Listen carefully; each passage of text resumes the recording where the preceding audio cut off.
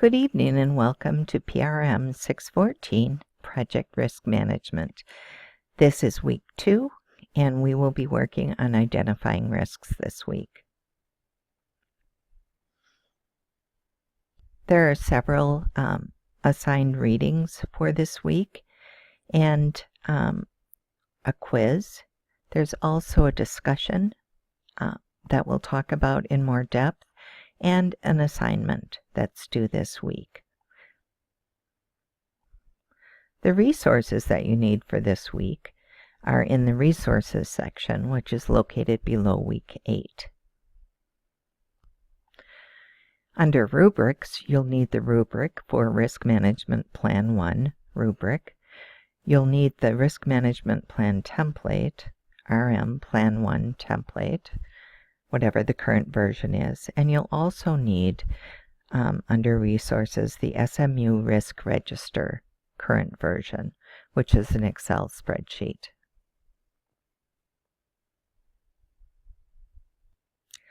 So let's dig into this a little farther and talk about what it is that you need to do this week.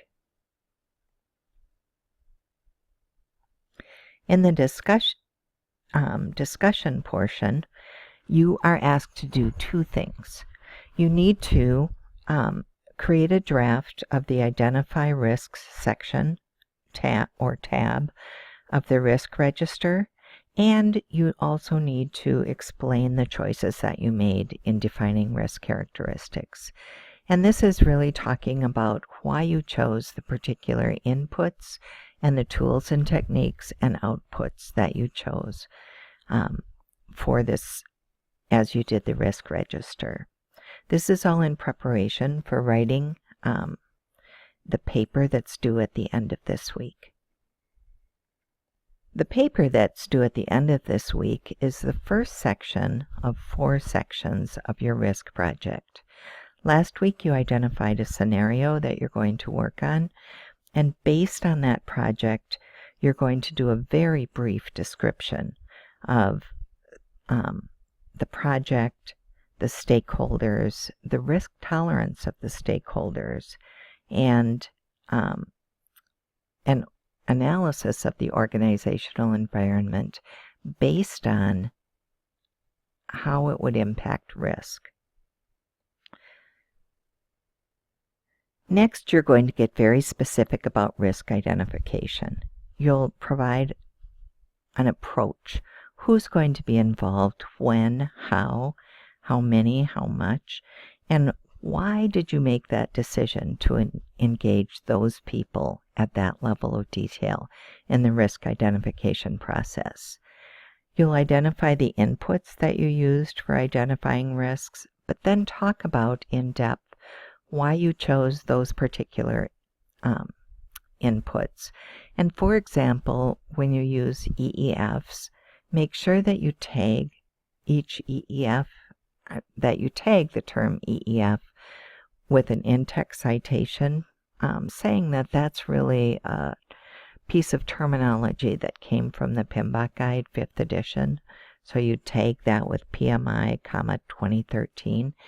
The other thing that you'd want to do there is to be specific about that EEF that you used. Was it government regulations that were specific to the product that is going to be produced in your project? That would be an example of an input, but why did you choose that particular input? Looking at the rationale behind it. Next, you're going to identify the tools and techniques that you are going to use for risk identification, and once again provide a detailed rationale that shows how you'll use that tool and technique and why you chose to use it. Finally, you'll identify the outputs from the risk identification process, which at the very least is going to be a risk register, and provide a rationale that shows that you understand why those particular outputs were used. In this case, the due date is Sunday at the end of week 2. because these projects build week upon week, it's very important to get the risk identification one done so that you can move forward on a timely basis with all of the other elements that are due in this course. So let's take a closer look at some of the tools that we're using this week. This is the SMU Risk Register, and we're using Jeff's. And for each one of the risks, well, first of all, make sure that you put in your project name into this, and make sure also that you're working in the Identify Risks tab. Once you move on to next week, you'll notice that you don't have to fill in the title, the name of the project again. It just carries forward to each worksheet. So going back to risk, let's look at the first risk that we're working on here. The way that you word your risk is very important. You're using a specific meta language, which makes it easier for readers because they understand exactly what you're going to be telling us about the risk as a result of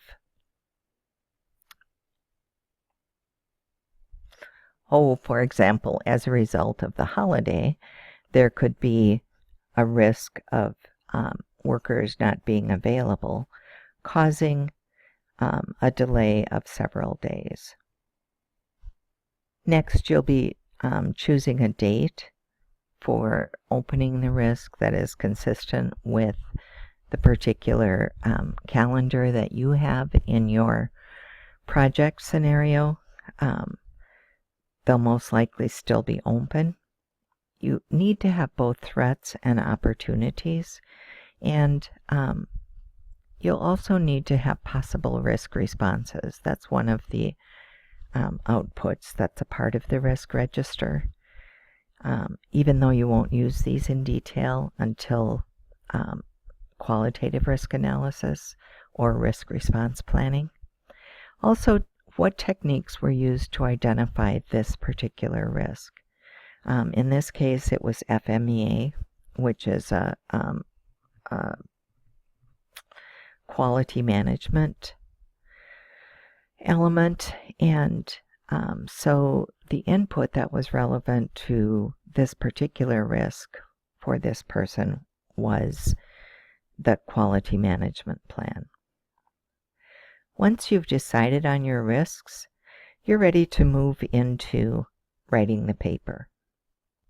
So let's start out by looking at the scoring guide for the paper. This is a rubric which is also available in the resources section. And what you'll see is that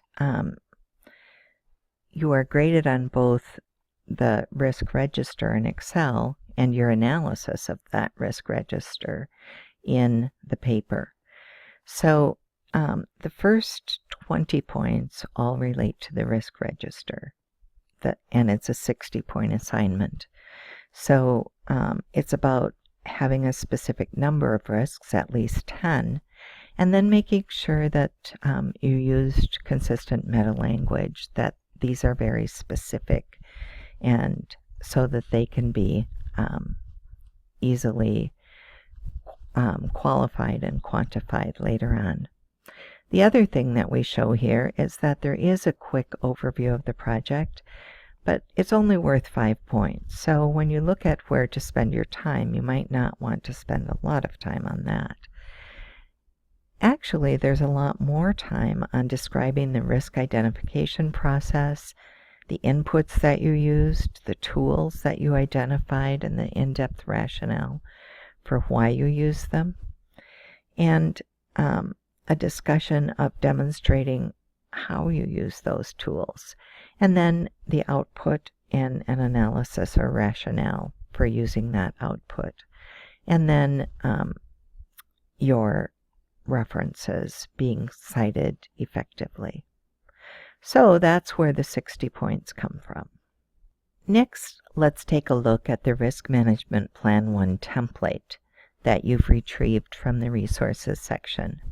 There's a cover page that asks for your name, and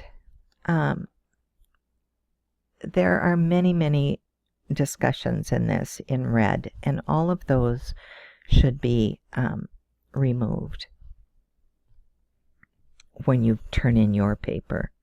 It also talks a little bit about the rationale behind this, that this is a vehicle for really giving your project sponsor confidence that the risks will be managed appropriately.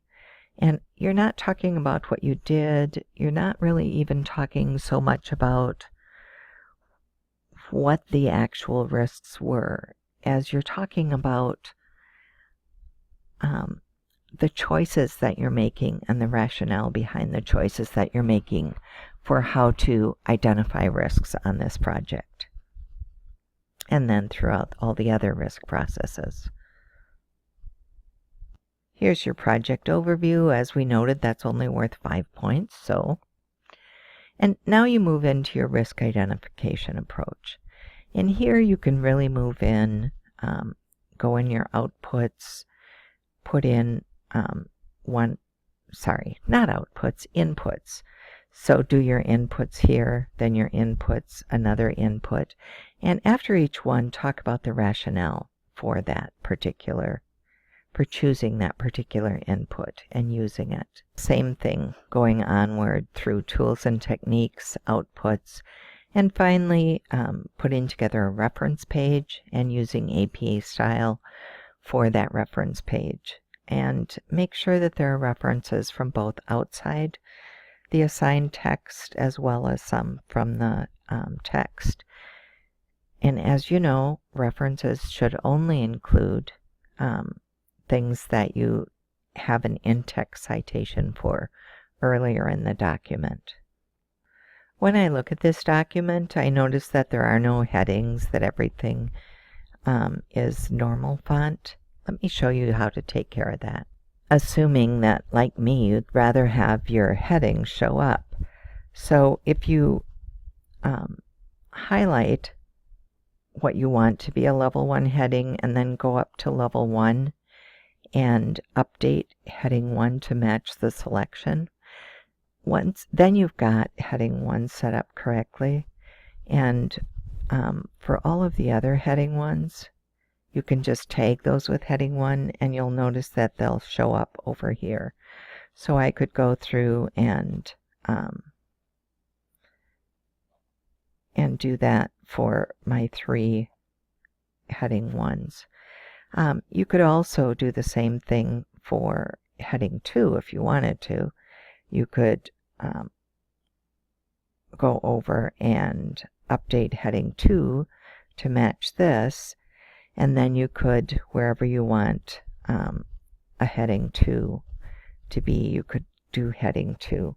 And the advantage to doing that is because, if you'll notice over here, it's a very quick way to navigate through your paper. So I always suggest that you use the heading feature if you can. I'd also like to point out that this template is a little different from APA, remember. It's more of a business plan or technical document than it is an APA paper. And so if you'll notice, we're actually using a 1.15 spacing as normal. So it's not double spacing, it's not single spacing, it's just a little bit bigger. And after each paragraph, you'll notice that there's a 10-point space before the next paragraph. Everything is left justified. So that's it. Thank you for your time and attention. Let me know if you have questions.